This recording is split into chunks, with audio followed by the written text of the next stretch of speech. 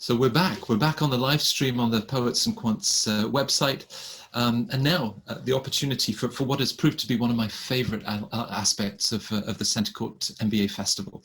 For those of you that were with us back in April and May, we introduced panels, not of course just with the admissions teams, but with the careers teams, and they have been unbelievably popular. So this is the first careers panel of the next 2 days. And we've got a star-studded list. I'm delighted to welcome, we have Jamie Shine. Jamie is the Assistant Dean and Director of Careers at Stanford GSB. Jamie, we knew that with that beautiful sunrise, California sunrise on your screen behind you. Heather Byrne joining us from Ann Arbor. Heather is the Managing Director of Career Development Services at Michigan Ross. We'll all be able to pick out Eric with his headset on. Eric Johnson is the Executive Director of Graduate Career Services at Indiana and Kelley. And I believe you even are wearing the Kelley sweatshirt. Proudly, yes. 60 minutes. We'll just have to stand up from time to time. And Christy Murray, the Assistant Dean for Career Development at Johns Hopkins. So all four of you, thank you for joining us for the next 60 minutes. The audience with these panels, no doubt they'll be sending in questions, but there is this idea once the panel is done, they would love to be able to connect with you and those separate chat sessions that we have organized. And we've told everybody, hey, turn on your cameras, ask questions. When will you have the chance to speak to this wonderful group about the MBA, business school, and of course this piece that is embedded in the personal and professional development of spending 2 years at business school, the career services team. I publicly say this, I think that you are the magic of business school. So we thought that we'd just take a little look at the current market, a year unlike any other. And perhaps, Jamie, we can start with you from the West Coast. What this summer has looked like for the class of 2020, and then start to look at some of the trends for next year, but sectors that are hiring, the timeframes that they're hiring on. So what have you seen in recent months? Sure. So we saw that students definitely were staggered in their start times. So companies were not onboarding classes of new hires. At the same time, we saw people starting anywhere between the end of school to the end of the year. Our sectors, and I'll caveat this by saying we are still gathering our post-graduation outcomes information, since our students don't graduate until mid-June. But we're seeing the same, the key industries hiring. There weren't that many surprises. And then also industries that you might expect that were impacted by COVID certainly were not hiring, and others that were boosted by COVID and the new economic realities were hiring even more. So I'll keep it pretty general. And as usual, our GSB students tend to really weigh a lot of offers. Our students aren't in a hurry to accept things, so they'll wait for the right offer to come along. So even some students who have offers haven't made decisions. Right, Jamie, you just bring up one point. A dean of a business school where a third of the class hadn't yet decided, or accepted a job offer. Those would be sleepless nights for some deans. But for the GSB, it's the idea of waiting for the right offer, right? Yeah, and I think we'll get into that a little bit later as we talk about the career curriculum. But our students are definitely mindful of their long-term career and life vision, and want to make sure that the job they accept post-GSB is in line with their own priorities and vision. Right, and Heather, up in Ann Arbor, it is a tough year, but there are certain sectors that are picking up that slack. I mean, we've seen tough years, 2002, 2009. What are you seeing at Ross?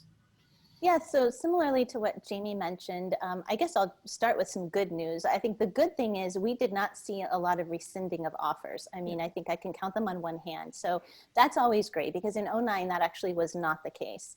And so what happened in 2009 was some of the firms, especially consulting firms, rescinded offers, let people go, and then found themselves in a real dilemma when the market turned around and they really needed people. So what I'm kind of seeing is companies be a little bit more cautious and really adapting to how they need to in the marketplace. So that's, I think, a good sign for our students.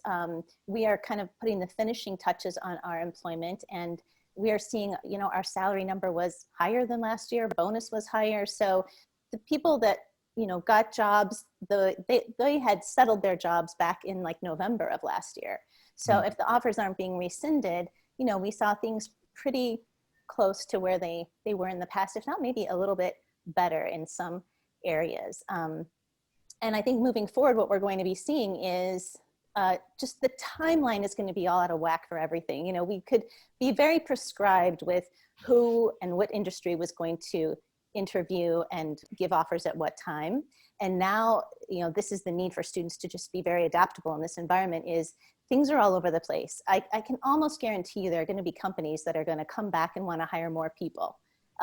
You know, and so while we see a big peak sometimes in the fall, I think what we're going to see moving forward again is just a peak. And then I think we're going to see kind of a gradual, and then we may see a second wave, similar to the virus itself, that second wave. So yeah, so I think, you know, for the 2020 class, you know, things were not as tragic as they were in 2009. So that's a good sign, and I'm going to hang on to that.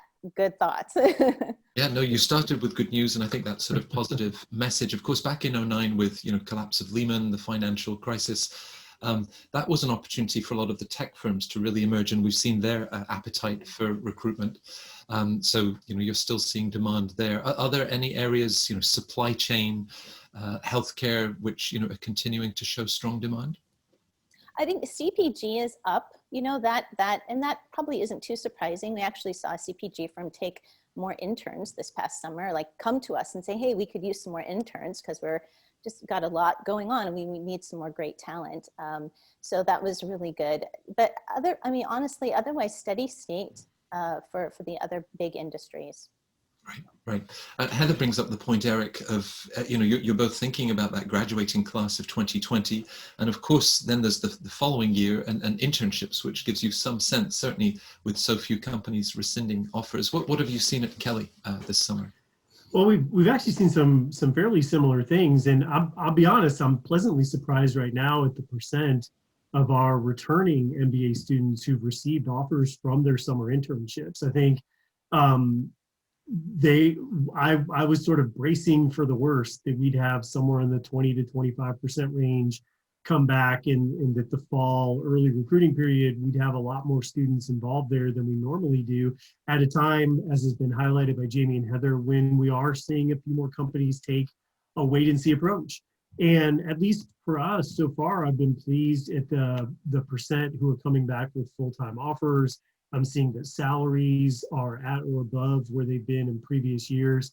And I'm pleased that some of the industries that started to pull back a little on full-time hiring in the spring, like consulting is a good example, at least made some offers to their interns coming off the summer, which does give us some indication that they do expect to need a little bit more talent in the spring of 2021 than they needed in the spring of 2020, given what they were dealing with. So our interns are reporting that they had a really great summer experience, and that if anything, it was a good time to be there because you're getting to see how organizations make critical decisions. They're involved as decisions about budgets are being made, and, you know, where investments are being placed, and what are some of the criteria for defending an investment versus another. And they're learning quickly what are the priority lines of business, and so where might they want to be when they go back for full time, and what do they want to negotiate for. So the summer was a very positive and robust experience, I think, for a lot of people, which is great to see so far. So yeah. Great. Eric sort of brings up that point that even a summer internship, of course, is part of this personal and professional development. Christy, you know, it's a learning curve from when you come into the program and then when you graduate. From the perspective of Johns Hopkins, the summer and looking ahead. Sure. So we welcome all of our incoming students this summer. We pair them with a career coach, and our curriculum has a pretty innovative focus that we're excited about with an advisory team. So for that personal and professional development perspective, we have students working with an employer, alumni, a faculty member, and a career coach to give them feedback on their approach as they go into their internship search. So those students are all geared up, ready to, with their resume, their job pitch, their strategies, and they're going to present that to their advisory team within the Johns Hopkins School, the Kelley Business School, within their first year. I think that because of that, this year they are going to have even more opportunity for feedback so that they can be best prepared to go in front of the internship employers and moving forward. And I think that that's really positive because I think there's going to be a lot of competition. I think that everything looks great, right? The outlook looks great for hiring. We've seen it as well. We had higher base salary and bonus, better types of companies, large Fortune 500, 150 companies. We tend to have students who go into three main industries: healthcare, consulting, and technology. And so those three industries are where we saw our May 2020 graduates going into this year. But as I think, Heather, you brought up, a lot of those students had their offers last November. So I think as we move into this coming year, it will be interesting to see, because things are delayed, things look a little bit differently. I think the landscape will get really competitive. And I think the differentiator will be the students who will be able to really focus themselves and adapt to the technology, right? The National Black MBA Association just had their large virtual career conference that historically is huge and in person, and the students who were really able to have those great opportunities to connect with employers very early for both internship and full-time hiring, those students who engaged in the virtual platform would probably have, I think, an even more competitive advantage. So I think that's going to be a real key going forward, or who are the students who are going to be able to really engage in the virtual way in addition to the historical in-person connections. Right. There's been a lot of coverage, of course, of how classes themselves have shifted to virtual and hybrid formats that that schools are all going through. And a little bit later, I'd love to talk about how you have then ensured this level of continuity, working virtually with all of your coaches. But bringing in Stefan Pigeon, who is Stefan is the executive director of career development at Dartmouth's Tuck. Stefan, never easy just to step in, but as we look at the class, from what Heather, Eric, Christy, and Jamie have been describing, is there a palpable sort of positive energy of this graduating class of 2020? I mean, they're faced with tough conditions, but are they very resolute and confident of the opportunities that they want to pursue? Hi, Matt. Sorry I was late. I was actually just caught up talking to some students out in the hall. I'm sorry, just to clarify, are we talking about the 20s or 21s? We'll start with the 20s. We're going to get to the 21s right. in 12 months. Yeah, the 20s have actually, I think, come out of this whole situation very well. As I think probably some of the other colleagues said, many of those jobs were lined up, this time last year. And we actually headed into, I guess, the new year with knowing that we had a record-breaking number of students with offers. That allowed then for some sort of disasters to happen with COVID in terms of, some companies did then slow their hiring, but at least allowed us to finish out the year in a strong position. One thing I noticed actually was that some of our graduating students who were still looking, they ended up taking project work or second internships. And actually what's been gratifying to see is that many of those have then turned into a great full-time position, often with a company that the student wouldn't have got to know or have taken a risk on. So that's been very interesting to see. I mean, it speaks to all of your wonderful graduates that if they can get the foot in the door, how that then creates opportunities. Christy had mentioned that from the perspective at Kelley, healthcare, consulting, tech, those are all still fairly robust. Any other sectors that you're seeing at Tuck that are showing strong signs? I mean, probably no different from all the peer schools. You know, consulting is going to be busy whatever the world's doing, and we see ourselves as a very big consulting school. And obviously, the big tech companies, I mean, they've just been going gangbusters in this situation. You know, it's probably better for their business even than status quo. So we've definitely been seeing an increase in that. Likewise, actually, healthcare. You know, a lot of students want to be involved in solving the world's biggest problems, and right now, where else would you look but healthcare? So yeah, I'd say we're in a very similar situation. Right. The mission statement, Jamie, at the GSB, you know, change lives, change organizations, change the world. You know, it's big to live up to. But I mean, your graduates, they're better off with an MBA from Stanford than without, whatever the conditions that they face, right? Well, I think it depends on what their goals are. I mean, we're really focused on the individual, and I think for the people listening here trying to decide whether to come to business school, especially in this time of great uncertainty, I think it's really important to, you know, to reflect and think about their own career and life goals, and then also look at their current situation. Do they have an opportunity to grow? Is it in a way that's in line with their goals? And if so, then maybe that's a great place for them to be while things settle out. How would they feel about stepping out of the job market and investing in themselves for 2 years? Then it could be a great time to step out. So again, I'd put it out to really being very clear on what they want to achieve in their career and how they are currently able to progress, and whether the timing is right to step out and pursue an MBA. Right, you're working very closely with them, you know, through the 2 years in Palo Alto. Do you then have an ongoing relationship with them? Obviously, you know, they're then working in firms, coming back and saying, "Hey, there are great opportunities, you know, to share with the next generation." Absolutely, and you know, I've been working a lot with our alumni this past year. There's a great hunger between the students and the alums to make connections. And one of the fascinating things we did, I guess it was back in May, is we had a panel of alums from the classes of 2008 and 2009 talk about their experiences, you know, 10, 11, 12 years out after graduating in a recession. And it was really interesting because many of them did face challenges landing their post-GSB job. There were some just epic stories of how they persevered, and every single person said that the lessons they learned after graduating in a pandemic, or excuse me, in a recession, were still serving them well.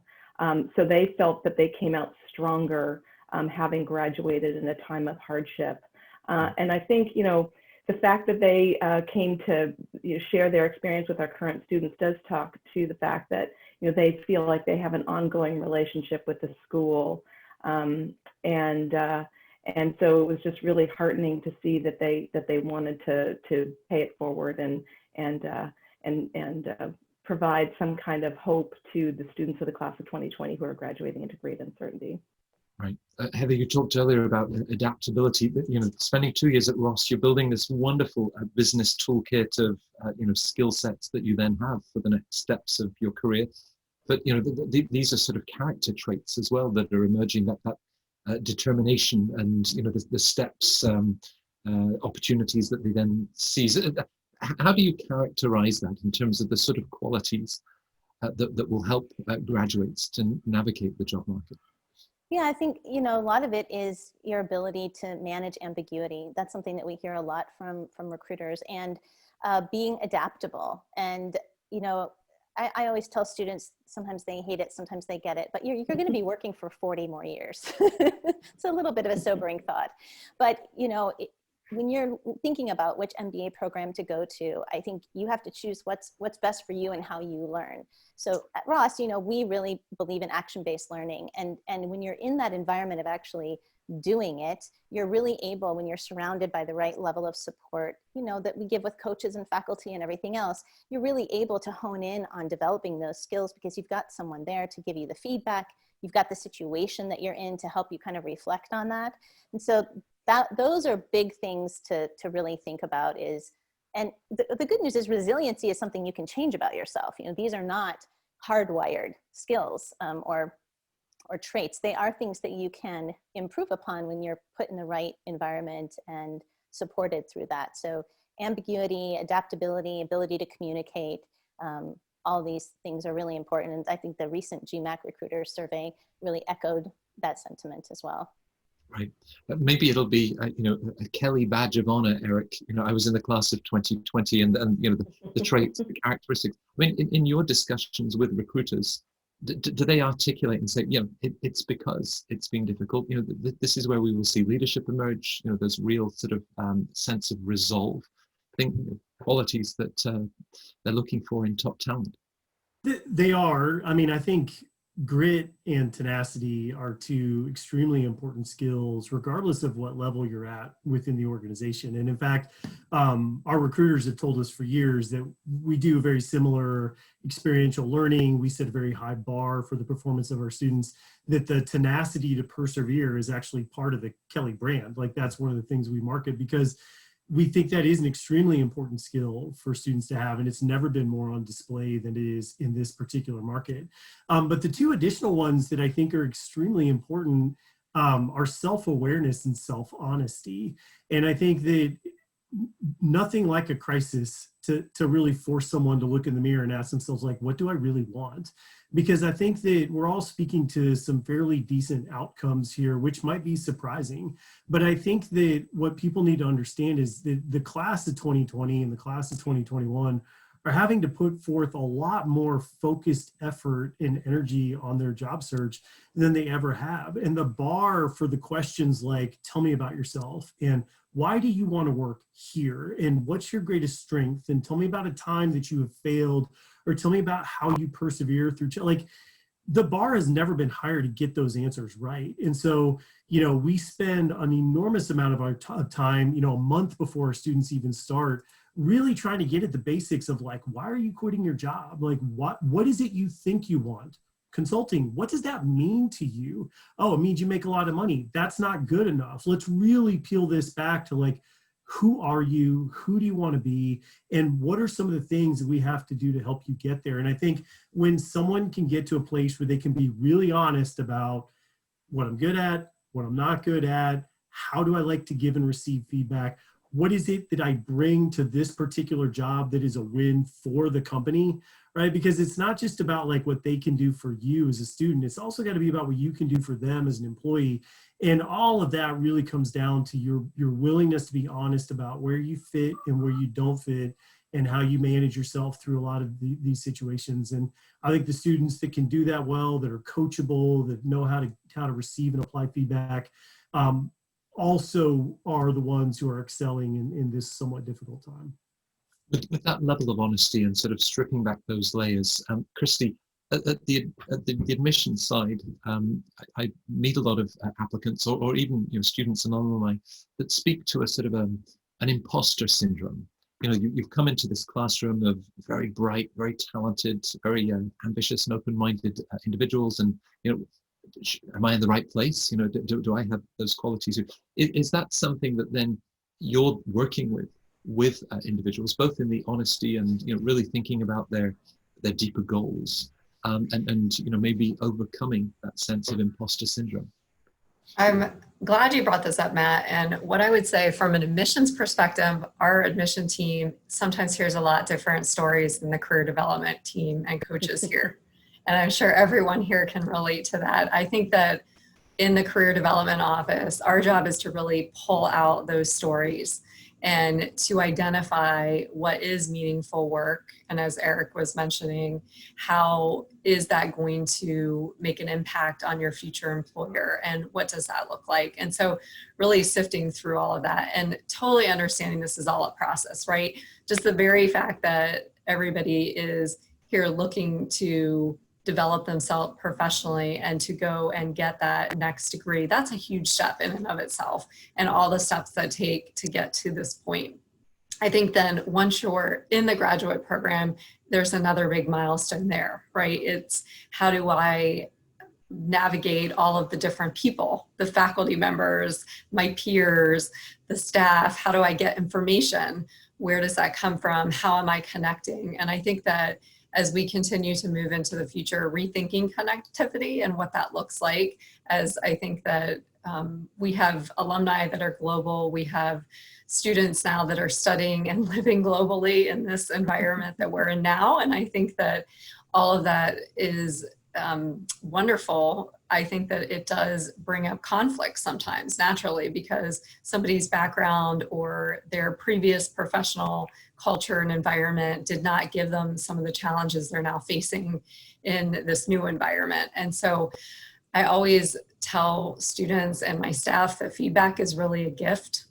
And a lot of times people get upset with that feedback. And I think, Eric, you really brought this up. How are they accepting feedback? How are they giving feedback? And I think that the more that people can be open to accepting the feedback and giving the feedback, and there's a culture created around that, the more people will grow, develop, and then be able to launch a postgraduate career in a place that fits them and is the culture they're looking for because of that. Well, I think we found a hashtag for the panel, feedback is a gift. You also bring up alumni, and of course, in Hanover, New Hampshire, Stephen, it's a big part of Tuck, another top business school that has a fiercely loyal and very supportive alumni base. How have they, been responding, sort of reaching out and saying, hey, class of 2020, how can we help, and connections? Yeah, I mean, as you say, Matt, our alumni are in some way freakishly loyal and supportive, and I know every colleague on this call will probably say the same thing. We've got great alumni out there who want to help. I mean, one good example was, as we headed into the spring and we realized we've got both first years and second years who might need some kind of project. We reached out to our alumni to see what can we get some project work, package this up nicely, give first years and second years a meaningful experience. And in the end, we were so overwhelmed with offers of very high quality work that we had far more projects than students who wanted to do them. And indeed, the projects that did go ahead then ended up turning into proper paid opportunities rather than being just some kind of like, I'll help you out. And then I think additionally then, I think traditionally where the job search has really become personal has been, you go to your company presentations and that's the big theatre, and then you move on to the one-on-one. And I think as we're seeing in this environment, you can kind of skip the theatre and just go straight for the one-on-one. And our students are really benefiting from that, I think, both the 20s and the ones who are here now. They're just able to just hit the ground running, start building these quality relationships, and it's working very well. Right. So, Centre Court is a great example. People will, if you ask them about the business schools, they'll be able to talk about the touchy-feely course or the MAP program. So it's very much, the curriculum and different clubs and activities. But as I said earlier, I feel that you and your teams really are the secret source of this 2-year experience. Perhaps, Jamie, starting with you, can you sort of talk us through, how you're then supporting both the first and the second year students, the sort of soft skills and networking skills that you're looking to impart? How does that magic happen? Yeah, sure. We definitely have formal and informal ways of supporting our students with their soft skills. So formally, you mentioned touchy-feely interpersonal dynamics is a well-known course at the GSB, and it's been around for decades, and it's a hallmark of people's experience at the GSB for many. We also have something called leadership labs, where the fundamental question students answer is, why should someone follow me? And it's really helping them discover their own leadership styles. They can try on different leadership styles and see how it goes. And so they learn how to be effective and how to be their authentic selves as well. We have opportunities for students to lead in student government and clubs and run conferences and those types of things that all of our schools have. We also do have a culture of feedback. So I'll have a conversation with a student who, maybe is challenging something we've done in the CMC, and then afterwards they'll say, how did I come across? I was trying to do X. how was that? And so our students tend to take advantage of the opportunity to seek out feedback along the way. And then, I think people don't just ask staff, they look at our faculty, our visiting guests, and everyone is trying to learn from other leaders and try on types of leadership styles to see what works best for them. Right.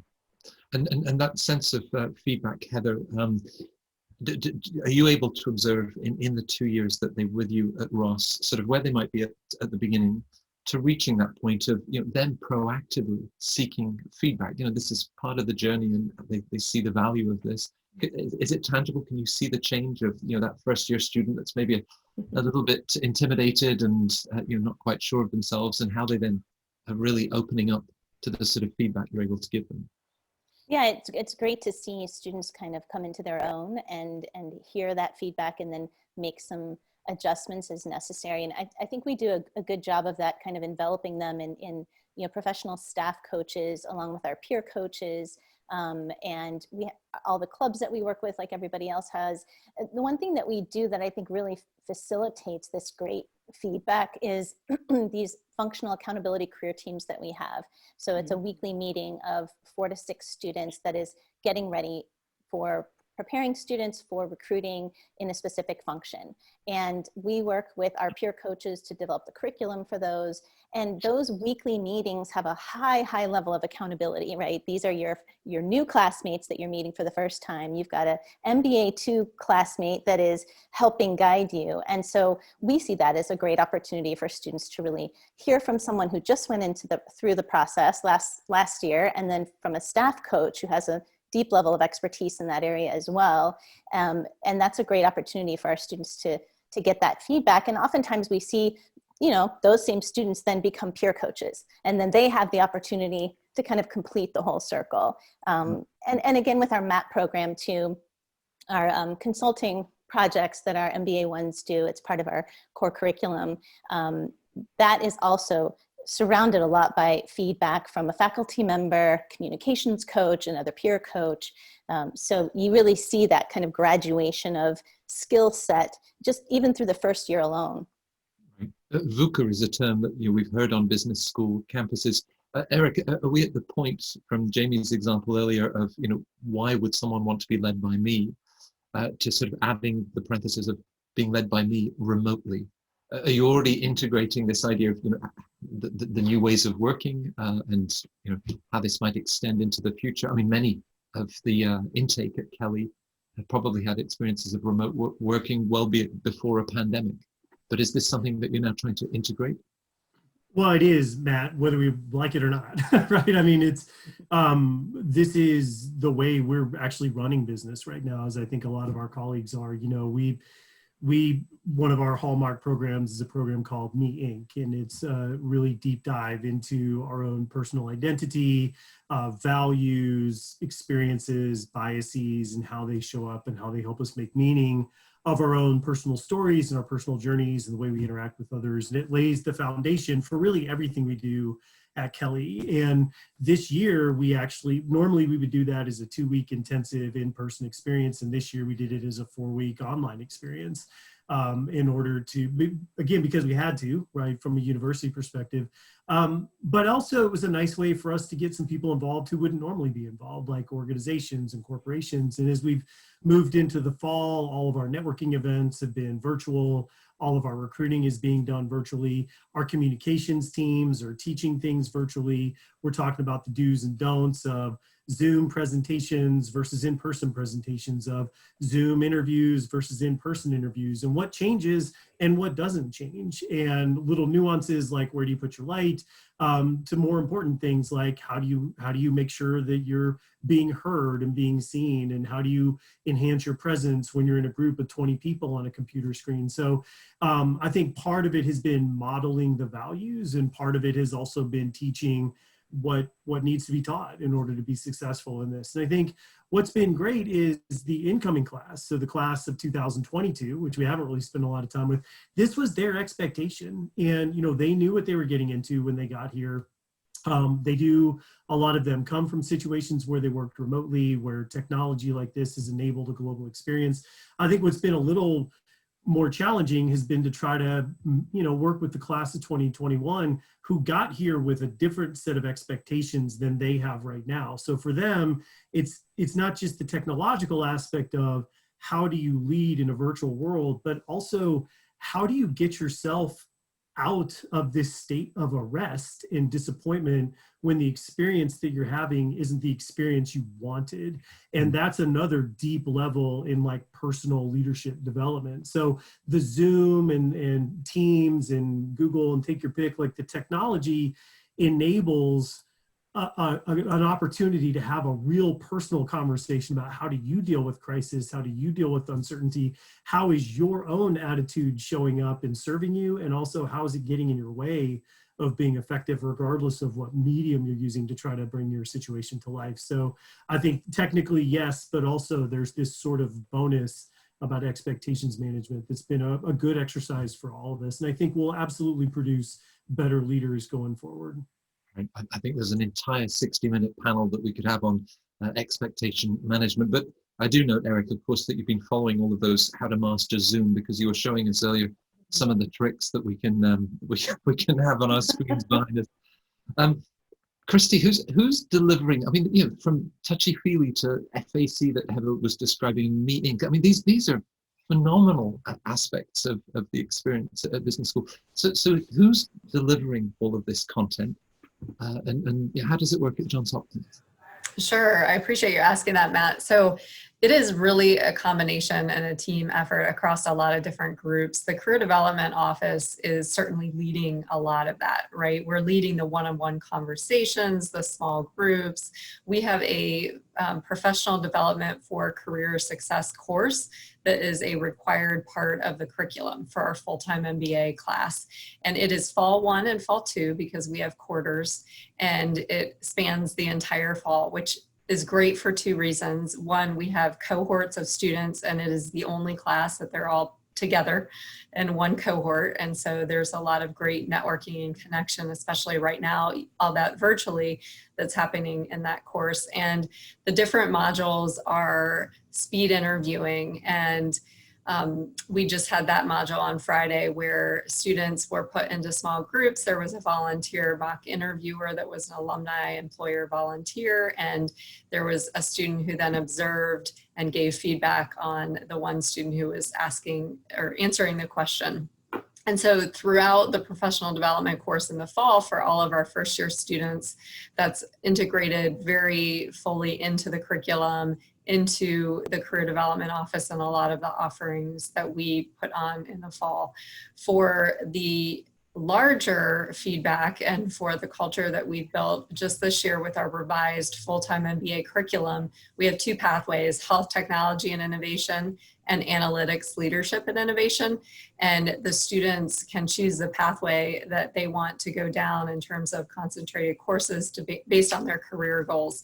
But all students in the full-time MBA have access to what we call Next, which is the advisory group. So our tagline is build for what's next. And so I like to think the career office should be called Next, because technically that's what we're doing, right? We're building for what's next, but couldn't get that naming convention at Carey. So we help them prepare for what's next in the individual conversations. But the exciting part about the Next advisory team is that it really is a collaboration across faculty, staff, and volunteer alumni and employer guests who are an advisory team for each individual student in the full-time MBA program to provide that feedback and to help them as they're looking for who they are, how they want to define themselves in the world of work. And I noticed that there was a question posed in the Q&A about managing life, right, as a part of this. And I think that in general, we have students who come from all walks of life, who are in many different life circumstances. And I think that there are opportunities at Johns Hopkins and certainly in our business school to engage, as in all of the other representatives here, however fully you want to. and what that looks like for you might be different than for someone else. And so we've had students who have come in and who have been amazing student leaders. They've really taken the student organizations to a different level, but they may not have been as focused on their job search. And so we see them sometimes being someone who at the end of the year is scrambling to find an internship or a job because perhaps they spent all their time engaging in the student experience. And so it really all comes down to time, priorities, energy, what are individual focuses. And that's where I think the benefit of every single student working with their career office to really prioritize, set goals for themselves, and then help keep themselves accountable, because you have free access to a career coach. There are many people who have never had any career coaching. And I think that's such a tremendous benefit to being in an MBA program anywhere. Right. Whenever I have questions in the Q&A that say, how do you manage life? I always like to leave those to the end, because if we can nail the answer to that question, we're leaving people with a lot to think about. Stephen, as you reflect on, this very people-driven role that you have, is there a favorite module or, something where there's an aha moment for students, in terms of something that they've just learned about themselves, like, wow, it was worth it just for this moment, something that you really... Gosh. I mean, to be sure, I think that the moment that you're talking about is personal for everyone, and it can come from, I've been one student, I was advising her on a global project, and we were out in Prague, advising a client, and we were walking back to the hotel, and she said, this is exactly what I came to business school for. Other students in the career setting, it's much more likely in a one-on-one setting, where either, well, that's perhaps arrogant. I was going to say it's when I'm advising that student and they kind of get it, and that's probably not the reality. The reality actually happens while they've gone away from me. So I think someone said this earlier. I'll meet a first year who is so keyed up and so excited and got so much nervous energy and so much possibility, and we'll help them through that first year. What I love actually is when they come back as second years and they've had that transformative experience already, of the classes, the coaching, the internship. Invariably, they're just more grounded in when now we're coaching for a full-time job, and they know a lot more about themselves, and it just radiates from them, that sort of level of confidence and certainty, and they invariably do much better in their practice interviews with me and in their real interviews. So I think, while sometimes I'm present when I see a light bulb going off, but often I think it's happening out there in that sort of big mix of transformative experiences. But always, though, it's always a joy. I mean, it's one of the things that sort of keeps us coming back day after day. Right, this idea of them spreading the wings, a moment when they're actually not with you. Jamie, I mean, we're very privileged to work in this industry. Do you have favorite moments, or when you sort of end the day and say, this is why I do this, I love it? Well, I'm going to build off what Stefan said, because I think one of the things I love is when people set out a really audacious goal for themselves, and you watch how they apply themselves and are focused and let sort of the extraneous noise go by, and just really, whether it's a career pivot or whether it's a leadership opportunity, and they invest in themselves and they just go for it. And then you see them, like, say they're trying to pivot into finance and they do an amazing stock pitch, or they want to lead a conference because they've got a passion around that. And then you see that come to fruition. It's really exciting.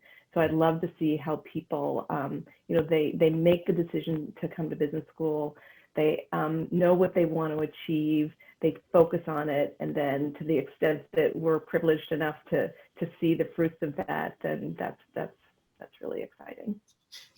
How do we capture that? Because again, we've talked about the transfer of classes, but it's those moments in the garden or in the corridor that say, last night the pitch went really well. How do you then try to sort of supplement all of those rare moments and energy that students and staff share with one another? Yeah, I mean, we definitely, you have to be there, right? So you've got to find a way to be there. And I think all of us are probably looking at times to recreate those moments in the hallway, the moments getting coffee, the moments between classes. I mean, one of my favorite times is to go out between classes, or at the end of the day when the last class gets out, because you just sort of see people kind of processing what they went through during the day. But instead, we have to create those opportunities. You know, we've been doing a lot with sort of live, we did a live Q&A session with the Career Center where we had 14 Zoom rooms and we had a different theme in each Zoom room, and people could move about between them. And it was new and it was different. And it was exciting. And then I'm doing drop-in hours with the dean of our MBA program twice a week, once in the morning and once in the evening. There's no agenda. We're just there. And so clearly people have to seek us out, but just trying to make myself available, my team, trying to make ourselves available to the extent we can. And, you know, staying after if we're doing a session to a group, just sticking around and answering whatever questions come our way, really just trying to create that interaction, that more casual interaction where the magic happens. Right. And the voices, Eric spoke earlier about this incoming class that's just arrived on your campuses, you know, what they've been through in the last 6 months, they'll be teaching us too, right? Oh, you know, at work in the summer we were doing this. Heather, I think, you know, a question that applicants often have is this relationship between the admissions office and the career services office, and that's, you know, you have worn both of those hats. Do you then, two questions, I guess, you know, do you work with one another to assess candidates and as they've shared perhaps initial career goals, and do you then watch them from what they said in that application and then, you know, where they might end up? Mm-hmm. Yeah, we do work closely with admissions, and our admissions director was a student at Ross when I was running our student life office. So I've known her for a long time, and that's always a great relationship to have. I love that. It also says I've been there a long time and I'm getting older every day, but that's okay. Yeah, so the way that I would kind of see this is, you know, well, do you want to ask me one more time? Tell me again. So just in terms of that dialogue between admissions and career, you know, someone that's a geography high school teacher that says they want to work in private equity, and you might, you know. Right, exactly, yeah. So we do work really closely with our admissions office to make sure that we're kind of in alignment with what the messaging is, making sure that, you know, what we're seeing as trends are also things that they can help inform the students about when they're applying to school and everything. And then we do a lot of webinars with them, these kind of events. We actually did do a study on what someone says they're going to go into, and then what fact group they choose, what internship, and then what full-time job they get. And I will tell you, it is all over the place. It is just all over the place. And I think that's one of the great things about getting an MBA from, you know, a great school, is that you have all of these opportunities to examine what you're interested in, what you want to do, and how to make that happen for yourself. And so I was not expecting that when we saw that, but I think it makes sense when you think about it. There's no way that you're going to know all of the opportunities available to you until you get there. And that's why I think it's important to be really intentional and to continue that self-learning. And, you know, I mean, we're teaching career skills for life, so that as you grow in life, you have this toolkit to leverage. That's our goal. And so, you know, you were asking earlier about kind of these aha moments. You know, a lot of them that they mentioned were awesome. One that I think is just so important is when students realize that the one job after school is not supposed to be their dream life job. It's your first job after business school. And our goal is to equip you so that you can make a pivot and do anything you want after that. And I think that sense of relief that comes with the weight of the world is not on my shoulders for the one job after business school is a really great place for people to be, because when you've relaxed a little bit, now you are just a better learner, you're better focused, and you're better able to perform. Eric, I'm sure you've witnessed that pressure. You know, I'm investing in my MBA, that first job that I need to secure coming out of school. Is there a point when they become more porous and you know, ready to then think about how that's a stepping stone to maybe some of the longer term goals that you're helping them to establish and be aware of? Yeah, definitely. I think, in fact, probably multiple steps, right? I mean, I think one of the things that Stephen highlighted earlier is really important, is that first conversation after they come back from an internship. They've really had an opportunity to see firsthand, like, how does an organization work, right? And I think a lot of schools, I'm sure all of ours, you know, we bring in some C-level executives to talk, but their story doesn't, you can't comprehend all the different jobs that a person has had until you have to actually get in an organization and suddenly put some responsibilities around them and see different people in action. And I think that's where they'll come back. Like in their first year, they'll say, you know, I really want to be a brand manager.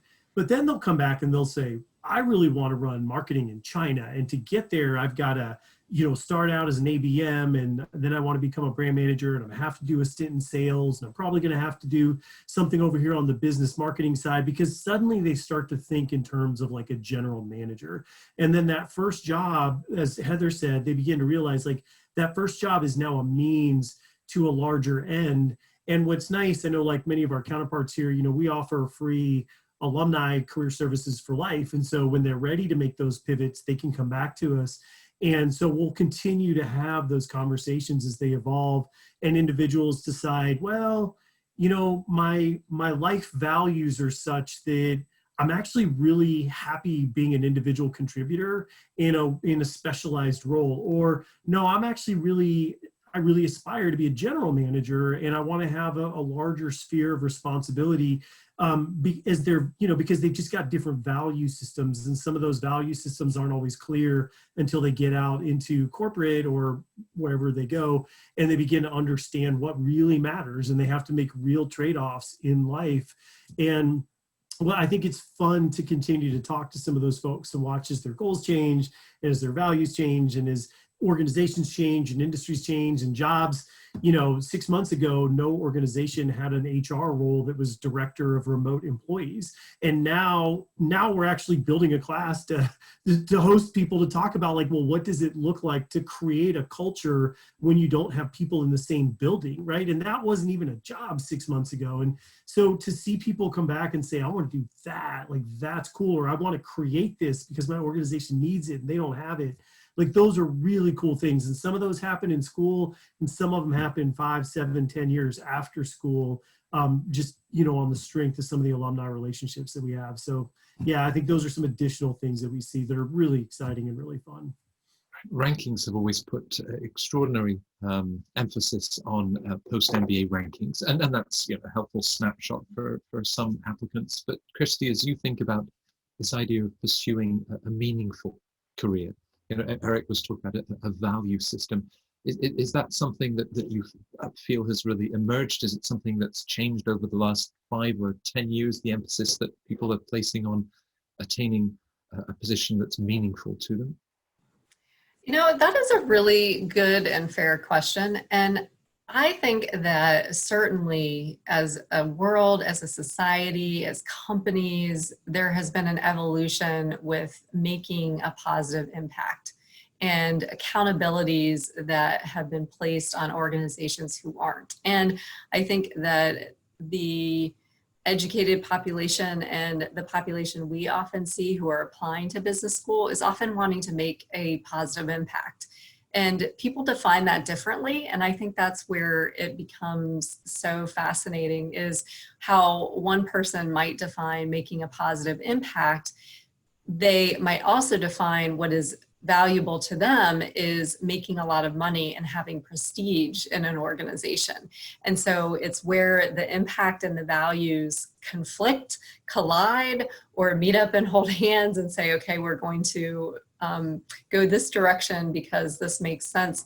There are some choices that have to be made there, certainly. So I think that that's where the individual analysis that every single person does, and what we tend to see happen is sometimes there will be peer pressure, right? Students will say, well, I've come to business school, I've heard from these sources that I should be doing X, or I'm seeing my peers who are interviewing for X right now, and I'm not interviewing.